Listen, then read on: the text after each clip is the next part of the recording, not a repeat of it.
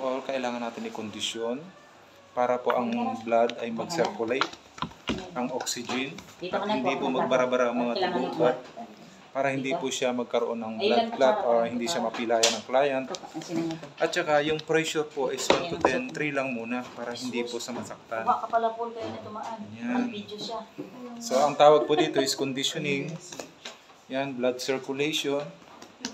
So pag nag-blood circulate na po, ang client mo ay tuloy-tuloy na yung dugo, tumatakbo na siya, hindi na po siya maiipitan. So pwede mo siyang stretching, pero hindi rin pwedeng i-stretching mo siya nang babaliin mo talaga. Dahan-dahan lang din. Ganyan, para smooth. Parang eroplano yan, dahan-dahan bumababa. O, di ba? Yan. Tingnan natin yung isa kasi magmumodelin pa yun. Tingnan natin kung magmumodelin yung isang pamangkin ko. Tingnan siya ng herbal. Yan. So, ganito, pag nag-stretching kayo, huwag niyo mo siyang masyadong pihitin kasi nag-uumpisa pa lang eh. So, kunwari, level 1, level 2, level 3, level 1 lang muna. Ganyan. Para yung client mo, hindi siya masaktan. Kasi may mga buto pa dyan na hindi nagsisirculate, hindi pa na-stretching. Hindi siya mabigla. So, kung gusto nyo magbilang, pagka ganyan, 1, 2, 3, 4, 5, 6, 7, 8, 19. Sarap sana, Nasa inyo na po yun kung hanggang 30. Di ba si Daddy, no? Memory niya lang si Kuya Daddy tsaka ikaw. 1, 2, 3, 4, Siya lang yung kilala niya. 6, Magkanda, 7, ano na lahat. 8, 9, 10.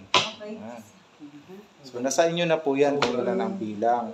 Si Kuya Daddy, mabait sa kanya eh. 1, 2, 3, Puto niya ba? 4, 5, 6, 7, 9, 10. Para kayo nilalamas. Tapos, lagi po kayo magkukondisyon para yung dugo. Makalagamit na. May iwan na ata doon. Ganito naman, ipihitin natin. 1, 2, 3, 4, 5, 6, Hindi, baka nga 7, napasama sa 8, 9, ano nila. 10. Tsarahan nila. Itsura ba ng kutsara 1, nila? 2, 3, 4, 5, 6, 7, 8, 9, 10. Tapos, nandito po kasi yung mga lamig dito sa mga palikpik. So, Tsara kailangan pa naman sa aeroplano. dahan-dahanin lang natin siya. So, yung pressure po nasa dulo ng daliri. Katulad yan ng,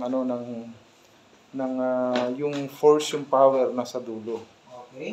Para ma-release yung mga lamig-lamig. Yan.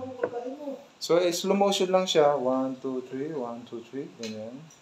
Dapat yun lang gumawa eh. Naka-vlog to, Kel. Ba? So, ito, yung mga matitigas na to, kung mapapansin nyo, para siyang hangin. Una, daan-daanan nyo muna. Huwag muna kayo mag-focus. Ibig sabihin, para hindi siya maipitan. Huwag nyo muna i-focus dun sa matigas na masakit. Daan-daanan nyo muna. Yan. Para habang namamasahe siya, nagsisirculate yung dugo. Kasi pag nag-focus agad kayo dun sa matigas, pag tumakbo yung dugo, baka maipit sa ibang part.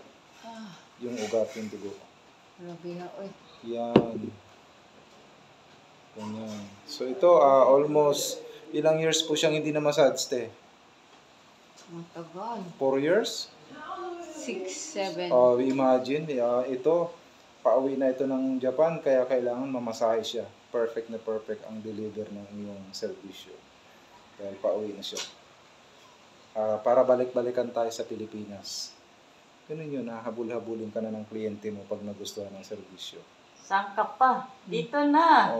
Yan ang mga gusto mag-artista. Tanggalin nyo na yung iya nyo. Kasi ang Facebook Ang ay client ikaw mo na galing pang artista Japan, dito. dinayo pa. Saan ka pa? Yan. Dito na. So ito, palm, tapos Sakay ka na. circle. Gamitin nyo yung palm nyo, yours your palm. Yan. So, pwede nyo gamitin yung finger, yan. Yan. Yung buto, pwede rin siyang i-massage pababa. Yan. Ganyan, yung buto. Yan. Maraming style. Yan. Pwede rin yung ito, yung kamao nyo. Tapos i-akit nyo pa ganun. Yan. Tapos pwedeng patagilid. So marami, bibili pa lang kasi tayo ng chair massage at bed massage. So on the way na para makita nyo maganda ang present yung pagpipresent natin. Tapos yan, pwede nyo gamitin ito, yung mga daliri nyo, ganyan, pataas. Yung Wow. Parang gagamba, yan. Wow. Hanggang dulo yan, pag ganyan sa ulo. Parang may gagambang tumatakbo. Sarap talaga. Oh. Grabe. Tapos dito.